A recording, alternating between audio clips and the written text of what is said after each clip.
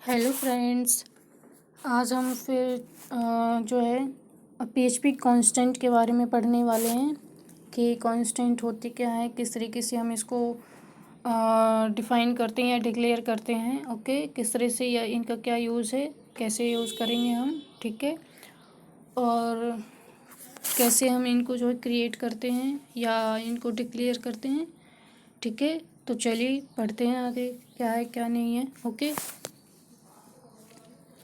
देखिए the constant, वैसे नाम से आपको पता चल रहा है कांस्टेंट मतलब कांस्टेंट, स्थिर, जो चेंज ना हो। ओके, तो ये वही एग्जैक्ट है कि यहाँ पे जो ये जो ऐसे वेरिएबल है कांस्टेंट्स, ये एज अ वेरिएबल ही समझो, लेकिन ऐसे वेरिएबल समझो जिनकी वैल्यू चेंज नहीं होगी। ठीक है, तो ज़्यादा ठीक है, ज़्यादा अच्छे से समझ पाओगे, वरना कंफ्यूज रहोगे। तो ये एज अ होते वेरिएबल ही हैं, लेकिन कैसे वेरिएबल होते हैं, वैसे कांस्टेंट होते हैं, लेकिन मैं आपको थोड़ा कि आप समझ सकें इसके लिए मैं आपको रिलेट करवा रही हूँ, वैसे बुलवा रही हूँ कि आप इसे एज अ वेरिएबल ही समझें, लेकिन कैसे वेरिएबल जिनकी वैल्यू चेंज नहीं होती। ओके, ठीक है, तो देखिए PHP constants are name or identifier that can not be changed during the execution of the scription. Okay, scription मतलब स्क्रिप्ट मतलब वही हमारा जो कोड है, वेब पेज। ओके, जब भी हम उसको रन करेंगे तो इसकी वैल्यू जो है चेंज नहीं होगी, लेकिन हमारी जो वेरिएबल की वैल्यू होती है वो एग्जीक्यूशन के टाइम, अगर हमने पहले एक बार एग्जीक्यूट किया कोड को, वहाँ पे कोई और वैल्यू थी, ठीक है, तो वही वाली वैल्यू प्रिंट करेगा। लेकिन उसके बाद हमने कुछ चेंज कर दिया और फिर एग्जीक्यूट किया तो फिर उसकी वैल्यू चेंज हो जाएगी। फिर हमने कुछ चेंजिंग करके फिर एग्जीक्यूट किया कोड तो फिर चेंज हो जाती है वेरिएबल की वैल्यू। लेकिन कांस्टेंट की आप कितनी बार मर्जी उसको जो है करते रहो आप चेंज, लेकिन वो चेंज नहीं होगी। ओके, अब देखिए यहाँ पे हम पीएचपी में कांस्टेंट्स को दो तरीके से जो है यूज़ करते हैं या डिफाइन करते हैं, डिक्लेयर करते हैं, जो भी आप, ठीक है, डिक्लेयर ही समझ लीजिए, डिक्लेयर ज़्यादा समझ में आता है और डिक्लेयर ही किया जाता है। ठीक है, ठीक है, तो PHP constants can be defined by two. Okay, कौन कौन से दो वे है, यूजिंग डिफाइन फंक्शन। ओके, और फंक्शन की मैं एक बार फिर से आपको बता दूं कि फंक्शन की पहचान यही होती है कि फंक्शन की नेम के बाद जो है पैरेंथेसिस लगते हैं। ओके, चाहे वो कोई सी भी लैंग्वेज हो, आप लैंग्वेज उठा लीजिए, चाहे वो सी हो, C++ हो, या आपकी जावा स्क्रिप्ट हो, या ये पीएचपी खुद ही हो, कहीं भी हो, फंक्शन की यही पहचान होती है कि उसके आगे पैरेंथेसिस लगे होते हैं। ओके,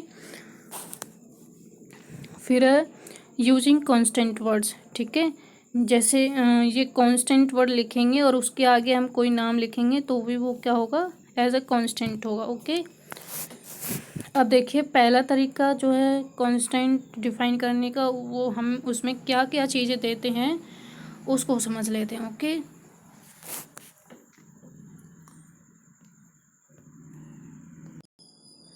तो ये देखिए पीएचपी कांस्टेंट डिफाइन फंक्शन से हम कैसे डिक्लेयर करेंगे या कैसे उसको हम क्रिएट करेंगे कोई भी कांस्टेंट। देखिए डिफाइन लिखा है, फिर पैरेंथेसिस के अंदर जो भी हमें कांस्टेंट का नाम देना है, जैसे वेरिएबल का नाम देते थे ना, वैसे ही कांस्टेंट का नाम देना है और उसकी वैल्यू देनी है। ओके, और फिर क्या है, केस सेंसिटिव, ये जो है थर्ड पैरामीटर जो है आपको, आप इसको वैल्यू दो तो काम करेगा और नहीं दोगे तो कोई इफ़ेक्ट नहीं पड़ेगा। लेकिन इसको देने से और ना देने से क्या इफ़ेक्ट पड़ेगा वो हम देख लेते हैं। ठीक है, तो नेम तो वही है जो हमारे कांस्टेंट का नाम होगा, और वैल्यू जो कांस्टेंट की वैल्यू हम, मतलब जैसे हम वेरिएबल को कोई वैल्यू असाइन करते हैं, वैसे यहाँ पे वैल्यू की जगह पे कांस्टेंट की कोई वैल्यू असाइन करते हैं या कांस्टेंट को कोई वैल्यू देते हैं। लेकिन आप केस सेंसिटिव सुनो ध्यान से। ठीक है, जो ये केस सेंसिटिव जो थर्ड पैरामीटर होता है ना, अगर हम यहाँ पे कुछ भी नहीं देंगे ना तो क्या होगा, by default value is false, मतलब यहाँ पे फॉल्स ही वो यहाँ पे मानेगा और फॉल्स मानेगा, तो इसका मतलब क्या होगा कि it means it is case sensitive by default. Case sensitive by default का मतलब कि यहाँ पे केस सेंसिटिव का मतलब क्या होता है कि जैसे मैंने फॉल्स लिख दिया, एक कैपिटल के साथ लिख दिया, ठीक है, और एक है स्मॉल के साथ। तो ये दोनों चीज़, जैसे मैंने आपको वेरिएबल में भी बताया था ना कि अगर बिल्कुल एग्जैक्ट अगर वेरिएबल का नाम आपका मिलता है तो ही वो सेम वेरिएबल होंगे, और अगर कैपिटल स्मॉल का भी अगर डिफरेंस है वेरिएबल के नेम में, लिखावट में, तो भी वो जो वेरिएबल हैं दो डिफरेंट डिफरेंट वेरिएबल कंसीडर किए जाएंगे। तो यही है कि बाय डिफ़ॉल्ट अगर अगर नहीं देते हैं थर्ड पैरामीटर में कोई भी वैल्यू, तो फॉल्स रीड करता है। और फॉल्स रीड का मतलब क्या है, केस सेंसिटिव, मतलब वो अलग अलग डिफरेंट डिफरेंट कांस्टेंट रीड करेगा। और अगर हम इसको यहाँ ट्रू लिख देंगे तो वो क्या करेगा कि आप जैसे वेर लिखा है, ठीक है, अगर कैपिटल कैपिटल में भी लिखोगे या स्मॉल स्मॉल में भी लिखोगे या फिर कैमल में भी लिखोगे, तो तीनों ही एक ही कांस्टेंट कंसीडर किए जाएंगे अगर आप ट्रू कर देते हो तो। ओके, तो वो कोई केस सेंसिटिव नहीं रह जाएगा, केस इनसेंसिटिव हो जाएगा। ओके, नेक्स्ट देखते हैं। चलिए, यहाँ पे आपके एग्जाम्पल के थ्रू आपको दिखाया हुआ है कैसे है, ठीक है। आपको मैं एग्जाम्पल इसलिए भी साथ में दे देती हूँ ताकि आपको अगर कुछ याद भी ना रहे तो आप इनको ही कम से कम एग्जीक्यूट करके देखें तो भी आपको कुछ तो समझ आएगा। ओके, लेकिन आप इनके तरह ही कुछ और भी एग्जाम्पल्स अपनी तरफ से भी एग्जीक्यूट करके देखें तो और बेहतर समझ आएगा आपको। ओके,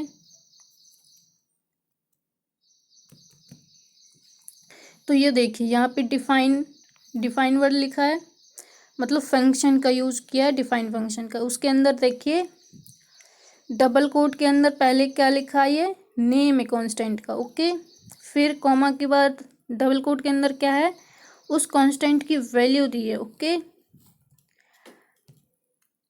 फिर कॉमा के बाद क्या लिखा है यहाँ पे, ट्रू, ठीक है, नॉट केस सेंसिटिव, ठीक है। यहाँ पे देखिए यहाँ पे कमेंट्स का यूज़ किया है, वो भी सिंगल लाइन का। ओके, तो ये मतलब ऐसे लाइन के आगे भी हम कमेंट्स को लिख सकते हैं, ज़रूरी नहीं कि न्यू हर कमेंट जो है न्यू लाइन में ही, ऐसे भी लिख सकते हैं कि बाद कुछ कोड लिखा उसके बाद हमने स्लैश करके और कमेंट लिख दी, तो वो ऐसे भी लिख सकते हैं, ठीक है। और हमें ये वाला कमेंट का पार्ट दिखाई भी नहीं देगा। ओके, तो ये देखिए तीनों चीज़ें हैं यहाँ पे, ठीक है। और ध्यान रखना कि यहाँ पे जो भी चीज़ आप दे रही हो जैसे नेम और वैल्यू दोगे तो डबल कोट के अंदर होना चाहिए। ओके, और तीनों पैरामीटर जो है कॉमा के साथ सेपरेट भी होने चाहिए। ओके, आई होप कि ये थर्ड पैरामीटर का आपको मतलब समझ में आ गया होगा, ठीक है। बाय डिफ़ॉल्ट अगर हम यहाँ पे कोई वैल्यू नहीं देते हैं तो वो फॉल्स कंसीडर करता है, फॉल्स कंसीडर करता है। इसका मतलब कि अगर आप जैसे यहाँ पे मैसेज दो तरीके से लिखा हुआ है ना मैंने, ठीक है, तो क्या करेगा, ये इन दोनों को अलग अलग कंसीडर करेगा। लेकिन यहाँ पे ट्रू लिखा है तो ये दोनों एक ही चीज़ें हैं इसके लिए, ठीक है, मतलब एक ही कांस्टेंट है ये, ठीक है। दोनों के लिए क्या करेगा, ये वाली वैल्यू प्रिंट कर देगा। कौन सी वाली, हेलो पीएचपी डेवलपर वाली। ओके, अब देखिए पीएचपी कॉन्स्ट कीवर्ड के साथ कैसे इसको डिक्लेयर क्रिएट किया इसने, देखिए।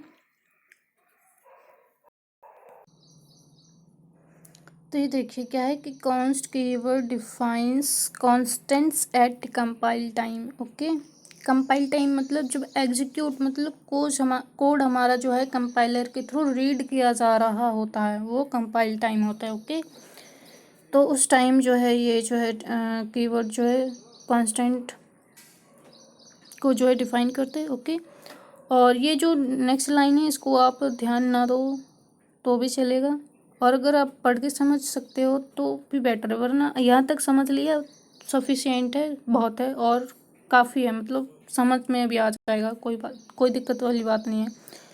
लेकिन फिर भी पढ़ के बता देते हैं आपको, ठीक है। क्या है, यही कह रहा है कि it is language construct not a function, ठीक है, मतलब ये फंक्शन नहीं है। बस एक बात ये याद रख लो कि फंक्शन ये, और मैंने आपको वैसे भी बता दिया कि जिसके आगे ये पैरेंथेसिस लगे होते हैं वही जो है फंक्शन होते हैं, अगर अदरवाइज नहीं होते हैं। ओके, तो वैसे भी ये जो है कॉन्स्ट सिर्फ वर्ड है, सिर्फ आपको कांस्टेंट क्रिएट करने के लिए, कंस्ट्रक्ट करने के लिए, तो इसलिए इसने लैंग्वेज कंस्ट्रक्ट बोला इसमें। ओके,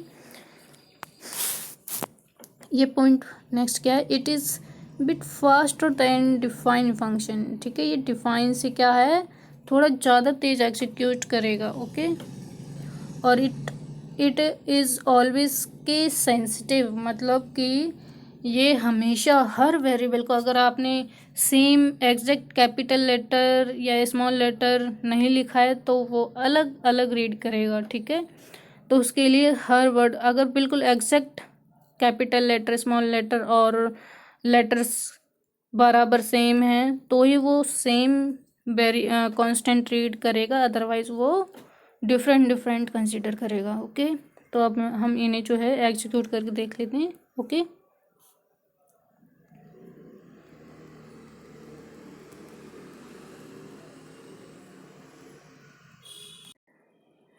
ये देखिए गाइस, मैंने यहाँ पे डिफाइन फंक्शन यूज़ किया है, और देखिए पीएचपी, यहाँ पे पीएचपी क्या है, कांस्टेंट का नाम है।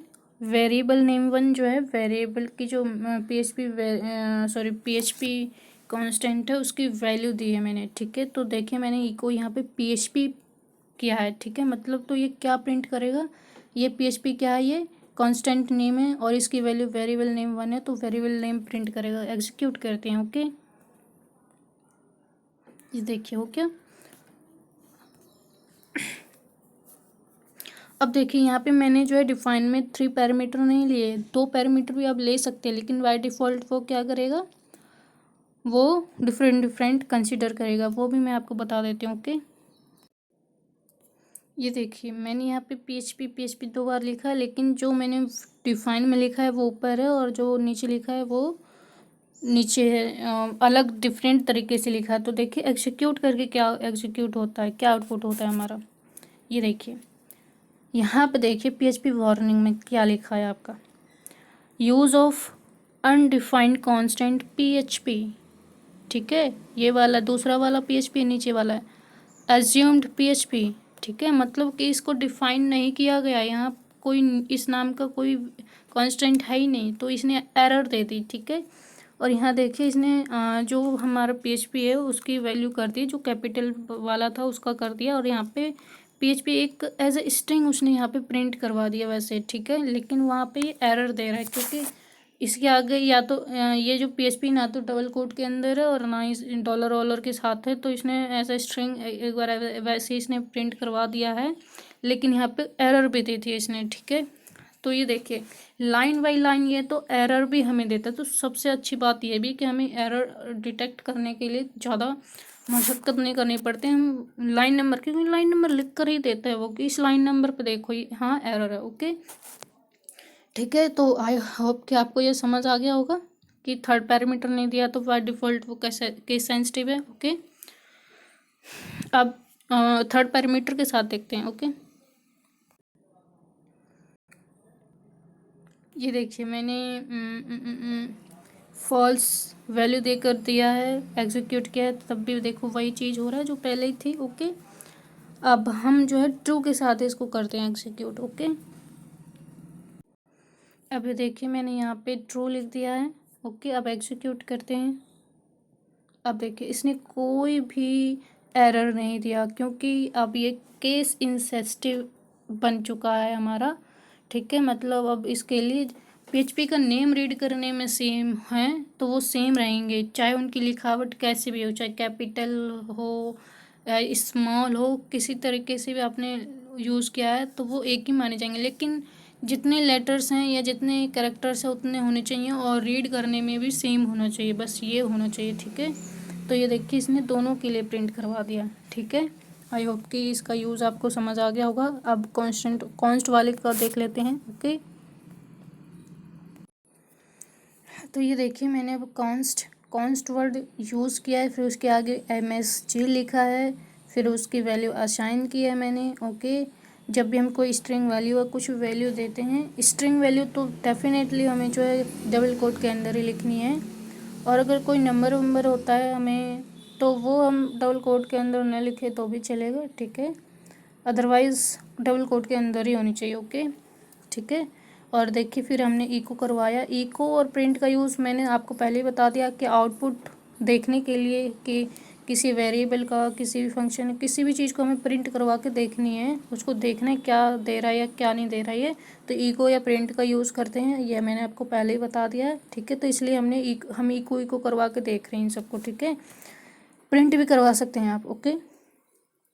तो ये देखिए इको मैंने यहाँ पे MSG कर दिया है, तब देखिए क्या रिजल्ट आता है इसका, ओके।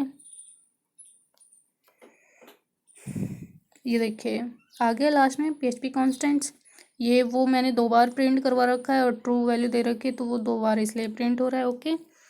तो आई होप कि आपको समझ आ गया होगा कि कांस्टेंट कैसे वर्क करते हैं, कैसे इनको क्रिएट करते हैं या डिक्लेयर करते हैं, ओके।